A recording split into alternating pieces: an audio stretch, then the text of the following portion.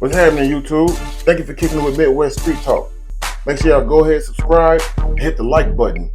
And for those who choose to help me help others, there's a GoFundMe link in the description. Now here's Asia. Thank you for kicking it with Midwest Street Talk, man. Of course. Who I got here today? You got Asia Ma up in the building. Asia Ma. Oh, yes. Okay. Asia Ma, an artist, a musician, an educator, everything, baby. Get ready to hear what y'all. Let me tell you something. Clean your ears for this one. You might want to listen in on it. Okay, so, Asia Ma, where you come from? I come from Harvey, Illinois, the Wild Hunnids. Wild Wild Hunnids. Hunnids in Chicago. What? Man, shout out Chicago in the building, man. Shout out Chicago. Man, okay, so, did you go to high school there? No, I didn't. I went to elementary there. I moved there. I can't really say when, but I finished 5th grade and everything like that. It was very nice out there. I love it. The love, the community, the unity, the life, everything. It was very, very nice out there. The parades, you can't forget about the parades, the dancing, the step teams. I was in cheerleading. So it was very nice. The education, very disciplined in the schools, very disciplined. They'll send your mama up there. Your mama could whoop you up there. They had a notebook folded, strapped together, tape. They'll whoop your motherfucking ass from that classroom. It was perfectly all right with the district out there. Discipline was very high in the schools right there, and I loved it. I remember that. Oh, yes. And if the classroom messed up, they'll have you write from a book, word from word, a big, nice, thick book, word from word. And that's where I started. That's why I knew I liked the literature. And I started to write, and I started to read more. So thank you, Chicago. Childhood Chicago. Show me love, baby. Okay, dope. For those of y'all who only heard of Chicago as being a bad place, let me tell y'all, it's nothing like that. As far as I know, as I'm growing up, a lot of unity and a lot of love. A lot of the community was amazing out there. Y'all just didn't get a chance to experience it. So. Okay, that's dope. So you did graduate high school? Yes, I did. At 17 years old, I just started my junior year. I was in class for like a week, and they brought me out of there. And they said, we were going to go ahead and graduate you, take these tests. I took the test. They was astonished by the performance that I had did there, the scores. And I had a meeting with 3 schools, St. Norbert, UWGB, and another college I couldn't say. I can't remember. But I was all ready to go, all set up to go. But I didn't go at 17 because I wanted to know what the world was like. I wanted to see what it was outside. What was the hype about? That's all I wanted to know. What was the hype about? And I went out there and I saw the hype and did it, whooped my ass. It whooped my ass. I sat back down. I said, I'm going to go right back to school. And at 20 years old, I'm a sophomore at UWGB. What? Let's go. Oh, yes, baby. So you ain't missed much. You're a sophomore at UW. What are you taking up? Oh, I go for social working. Social working, I want to, of course, give back to God by taking care of these children as a social worker. I want to start my own daycare. I want to help anybody that's in need, from special ed to any ed. I want to be right there. I could be a correctional officer, a probation officer, anybody that needs to talk and just want someone to listen. I'll be there as to guide and to help. Hey, man, that's dope. We're going to talk about that later on. Because, oh, yes, we're going to bring that back up, baby. Yeah, because I feel like you got a channel starting inside of you, like a whole... Oh, yes, I do. I'm starting up I want to start up a nice little channel, a little podcast. I want to talk about real-world events. Something like my buddy here doing right now. Hearing and wanting to go in and hearing everybody's story that feel like, a lot of people's stories, they feel like ain't nobody hearing them. He right there, he hearing them, and they're going to be heard. It's just like you'll hear my story today. Because I feel like I ain't been heard. Okay, Y'all gonna hear me today, though. Okay, so coming up in Riverdale, would you had both mom and dad in your household? I only had a mother. She did the best that she could. I had of course, we had family members that supported us a lot. My father passed when I was 4 years old. Didn't really get to know much of him, rest but in I peace know to the king. Yes, rest in peace to the kings. I heard he was crazy, but I heard that he was a very wise man. So, yeah, we can go ahead and get into that. What about siblings? Siblings, of course, I have my siblings with me, and a lot of younger other children as well. That I've always been the oldest out of the group. You know, taught them things and tried to help them. You know what I'm saying? Because I grew up pretty fast, so the childhood that they was living, I didn't really get to live that childhood. So tried to do as much as I could to be an advocate for the youth, and that's what I'm playing. That's what the long-term goal is. It should have been 6 of us, but my mom lost 2, so it's 4 of us. My condolences. Yes, it was 4 of us, but none that we ain't want. We wanted. Was it them boys, babies. girls? I mean, never really got to know one of the genders we knew, but not the other one. And I can't say now because I can't remember. What about the one? What about the 4? How many? I mean, what were those? Boys, girls? Okay, so the siblings that I have now, I got two sisters and one male, one brother. And I can say that my brother is so loving, being to grow around women. He know what not to like and not what he don't like with women and what he do like with women. And he's very smart, educated, and can sing his butt off. So, and my siblings, my sisters, they, they got that cockiness to them that won't never let nobody run them in life. So they're very headstrong. I was raised by the best. You know what I'm saying? Oh, me, that's maybe. The best. It flipped. Yeah, that's nice though. That's cool. So am I upside down now? Well, when I edit. Okay, you can switch it. Yeah, I'll switch it even if it's upside down. But I like this angle. I love it too. So they were raised by the best, and I tried to bring the camera in close. Okay. So they were raised by the best. So that means because I was raised by the best, which is God Himself. Okay, are you the oldest though? Yes, I am the oldest. I'm 20 years old, y'all. And let me tell you something. Had I known what I known 3 years ago, I'd have probably been somewhere better and farther than I am in life now. But it's okay, because it's never too late. Time for me is unlimited. Man, you only even 20, when I'm man. out of this, even when I'm out of here and I breathe my last breath, time will still go on for me. It's unlimited. Yeah, man, you're only 20. You got so much more time. Oh, yes, I do. And you're on the right track. So I want to congratulate you for that, first of all. Okay, keep that up in there. I don't care. I'll put a little piece of hair out. Yeah. And I can cut that. Don't worry about it. Thank you. But so let me ask you a question. Coming up in Riverdale, would you say you had a fairly normal childhood? I could say that I don't know if I don't see the life I lived as a child. I don't know if those things was normal or not. But I mean, as I can get older, I can say that some of those things were irregular and wasn't maybe not as normal. But I grew up around strong, independent women. But then as with the men, I grew up around gangbangers, drug dealers, anything to make a way. It didn't look as bad to me because they were taking care of us. They were taking care of the house. I had every brand new shoe that ever came out. I had rocked all the nicest fits. I had everything I needed.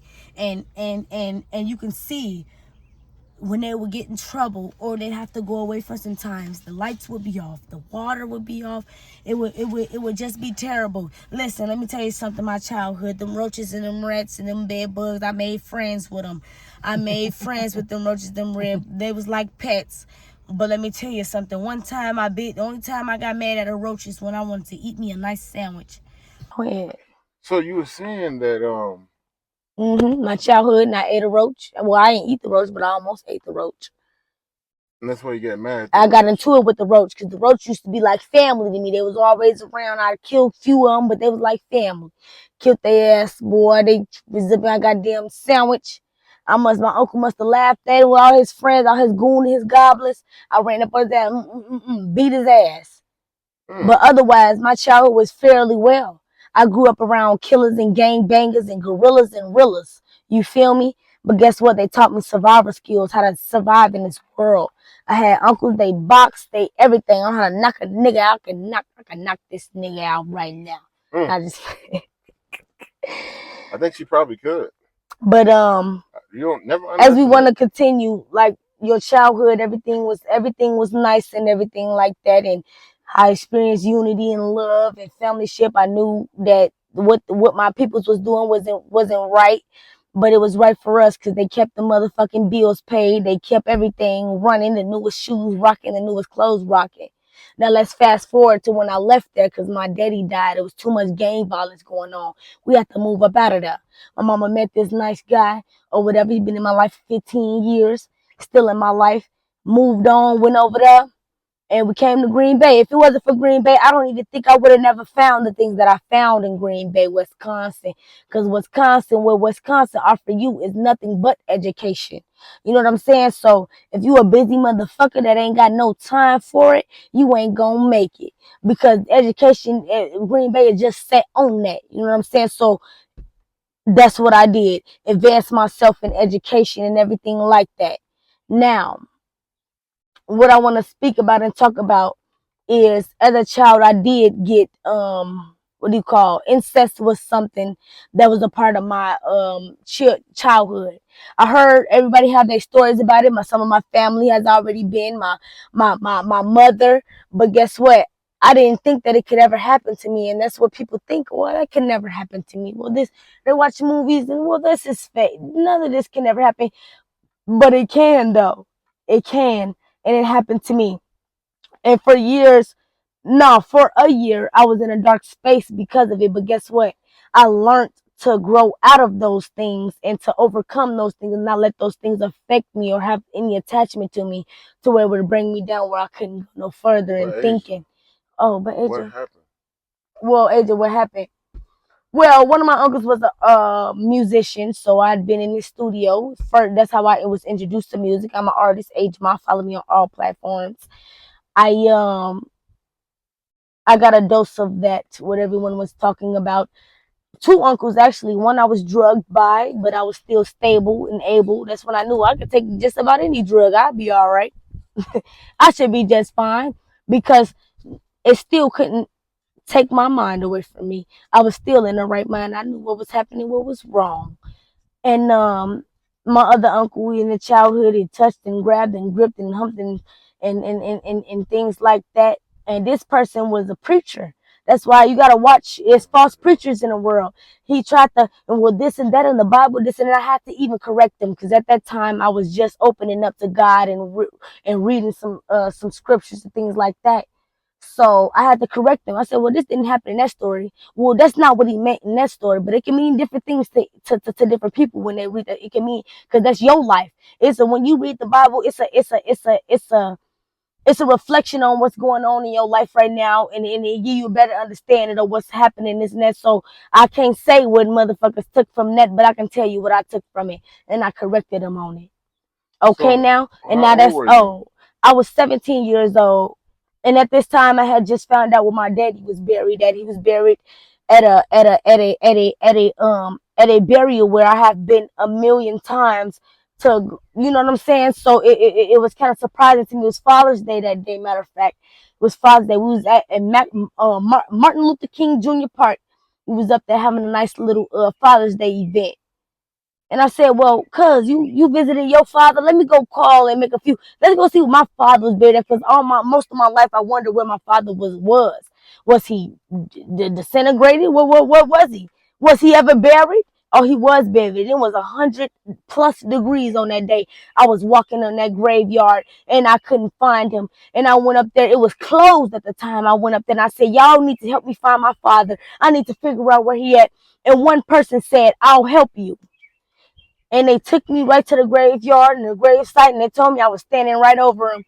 And he didn't have a grave site, a grave, nothing, a gravestone, a tomb, or anything. And I called my people. I said, well, whoa. Why did y'all miss out on that information? But it's okay though. Figured out I cried like a baby. I think that's probably the hardest I ever cried in life. Cause that was Asia, my father right there. I can see the disassociation. Um, and sometimes it's painful Mm-hmm. to talk about certain situations, as Oh well as yes. this one.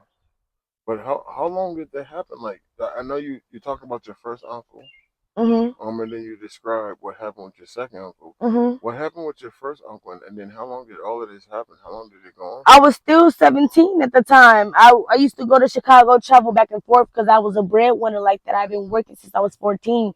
So any money that I ever saved or stacked, I went out and I spent that money on traveling. My cousin, she was in the university at NIU, went up there, traveled up there, partied out there. We showed nothing but love, something that a lot of people don't know about because they're not from there. And all they hear about is that it's a wicked place. But let me tell you something about Illinois. It's it's a very beautiful place, and everybody Yes, is it humble is. there.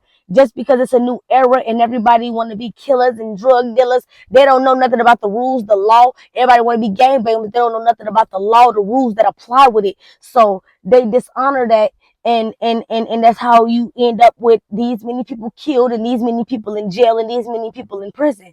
But let me tell you something. It was a beautiful experience for me. Okay, beautiful experience for me, okay? Education and everything like that, discipline from the old heads to the young. Okay? Let me tell you. Now, what's your next question? Because you know what? That's all I gotta say. Chicago is a beautiful place, and you better get to know it yourself. Do a little bit of traveling. So, The biggest state, actually, they got the best schools out there. Matter of fact, have you ever been married or I've never been married. you have any kids? I don't have any kids. No, I Oh, don't. I was lucky to be blessed with not having so many kids young at a young age. Cause let me tell you something, but luckily, God saying right. But let me tell you something right quick about them kids and everything else. I don't shame those who have them. But if you could have waited until you was where you wanted to be in life, it would have been nice. Because if you're not where you want to be in life, it's going to be very hard to raise those children and try to teach those children better than you are, or better than you have lived, or better than you have anything. Because you're not in the place to do that. You're not in the right place to do that. So now the schools and counselors and social workers, everybody else has to take your place as motherhood and raising your children, and you don't want it to be like that. Nah. man, you talking some real I'm stuff. just saying. That's reality. So you don't have kids, you're single, Mm-hmm. and Oh yes. you're going to school to be Because a a social man, worker. your family, a friend, everyone can throw you off your square, especially your family, because they know who you used to be. They saw you grow from this person that you used to be. So when they wanna when they see you doing better than them, that's why keep your whatever you do, keep it in privacy and secrecy. Never show your hand and never show your plan, because somebody else may feel offended by your plan. They may feel like, That's oh well, real. she think you better, and they think you better, and he think you, and no, you not.